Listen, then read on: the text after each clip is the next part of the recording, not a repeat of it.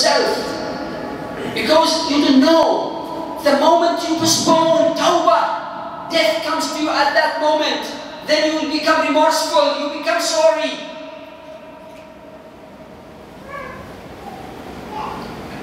Why in the matters of dunya, of this world, we hasten our walk, but for the matters of akhirah, of day of judgment, we postpone?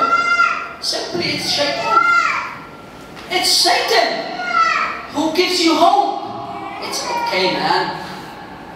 You're still youth, man. You're still young. You can live. Life is in front of you. Make tawbah at the age of 50s or 60s. That's okay. Now, enjoy your life. Subhanallah. As if closeness to Allah subhanahu wa ta'ala is misery. Is it misery? Is closeness to Allah subhanahu wa ta'ala is misery? Can you answer my question? Is the person who obeys Allah miserable? No. It's on the contrary. Once I am with Allah subhanahu wa ta'ala, I am happy. I'm pleased with everything. More money or less money. Good life or bad life. I don't care. My target is not here. This is just a transitional area. A transitional airport. So, my permanent place is not here. It's in Jannah or in fire. So, we have to be careful. Jannah is so expensive. So expensive. But the price is so low. The one who gave this low price is the richest. Is Allah subhanahu wa ta'ala. He is the one who doesn't need any. And that's why He gave you Jannah for little work. 5 prayers a day. Few recital of the Quran, few words, good words, and that's it. He did not ask you to spend all your money. He did not ask you, He did not oblige you to pray all time from the moment you wake up until the moment you go to sleep. So, very low price for an expensive commodity. Imagine if we have a fair. In that fair we have special prices. I'm not sure, of course. Of course, once we hear it, oh, Aziz, okay, delay your speech a little bit, let me go and buy. So you go to buy, because you know that they sell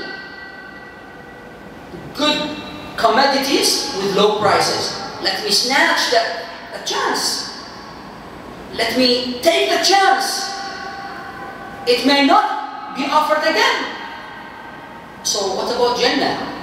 Why don't we run for Jannah? Ala inna sil'at Allahi ghali, ala inna sil'at Allahi Jannah. So the commodity of Allah is Jannah.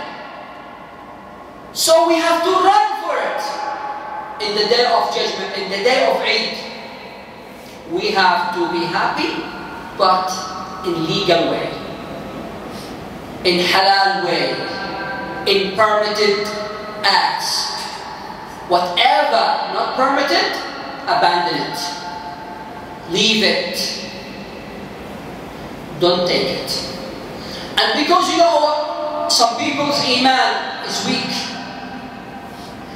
they, subhanallah, they just look to the haram only. They don't look to the halal. Halal is so many. Haram is one. They go for haram. Yeah, that's why I'm telling you, because haram has somebody shouting, hey man, this is better for you. Happiness is here. And once you hear the whispers, you follow the whisperer, right? You follow shaitan. But for Allah's halal things, they become not seen. Unfortunately, unseen things, ignored. So, Akhi, enjoy your Eid. Enjoy it to the utmost condition. Enjoy it to the upper level you can, to the utmost level you can. But refrain from haram. Only refrain from haram. Go to gardens, play. You know, if you want to play to use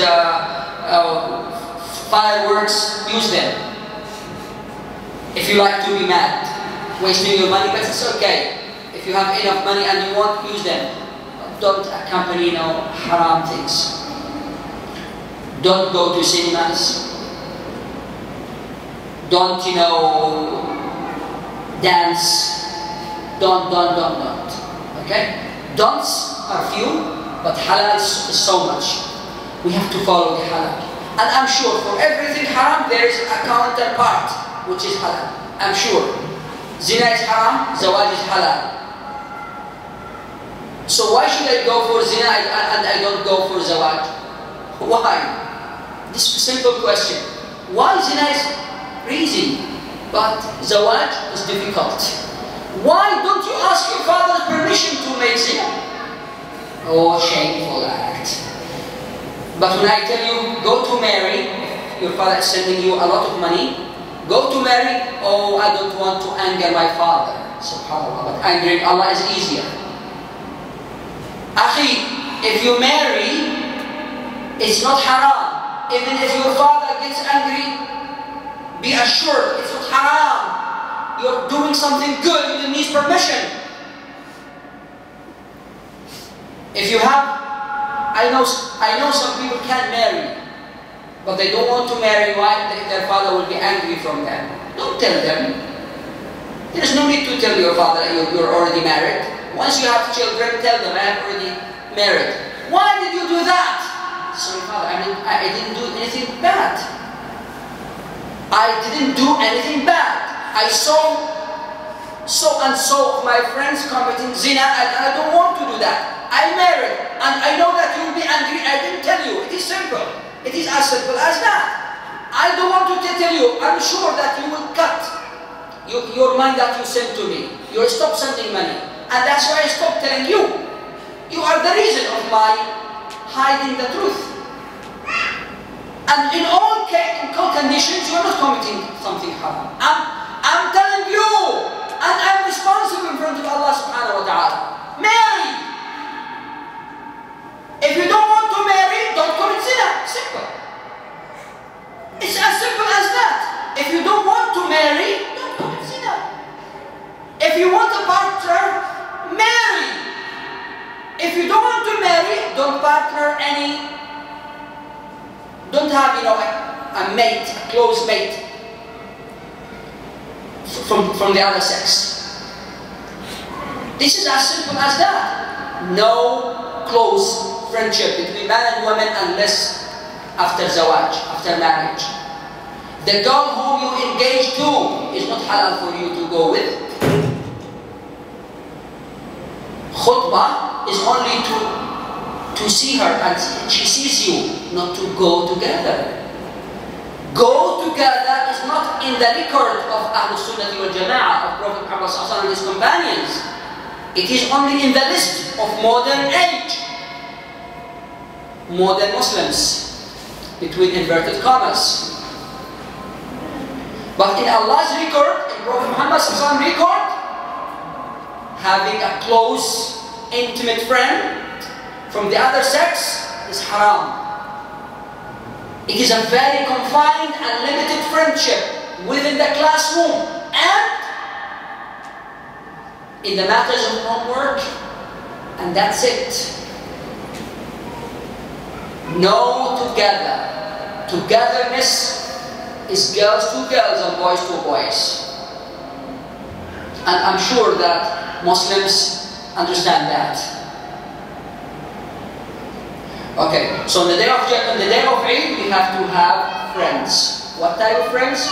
Good male people. And we have We have to be happy in the day of Eid, but it should be halal. Okay. Now we still have 2 days for Ramadan. The remaining time of today and tomorrow.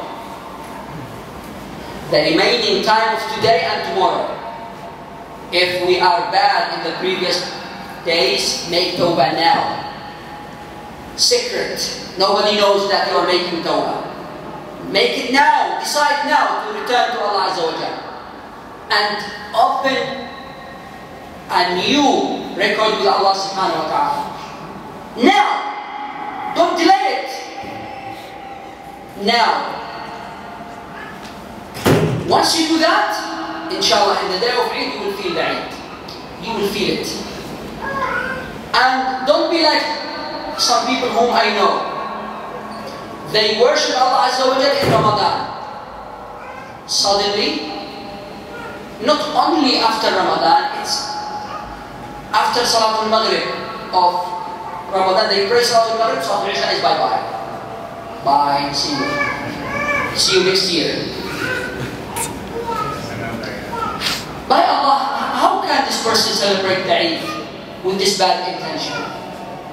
How? What is he celebrating? Celebrating the return to sins? That's why if you worship Allah is eternal. Allah is immortal. But if you worship Ramadan, if you worship your desires, you are going to return to them. But if you worship Allah subhanahu wa ta'ala, you're going to continue. You're going to proceed. It's a contract. It's a lifelong contract. It's not only Ramadan long contract. It's lifelong contract. Allah, I choose you to be my Lord. I'm going to obey you. Okay. This contract is lifelong one. From the moment you choose until you die. For Muslims who were born Muslims, it is from the time you become mature until you die. Maturity can be known by either age or signs of poverty. Mature age is 15. Signs of poverty, the growth of hair in your body, the shrill of your voice, the stiffness of this one. Okay? So once you see these signs, it means you are mature, even if you didn't reach 15. You become responsible for everything. You become no more child. So, to be ready for Eid, you have to continue, you have to strengthen, you have to renew your intention. God, I'm not going to stop, I'm going to continue my obedience to you. I'm not going to stop Salah, I'm going to continue Salah. I'm not going to stop Quran, I'm going to continue Quran. I'm not going to refrain from haram only in Ramadan. I will continue even after Ramadan. What's halal in Ramadan is halal outside Ramadan. What's haram in Ramadan is haram outside Ramadan. But Ramadan is a season just for multiplication of good deeds. That's why we take the chance and do more.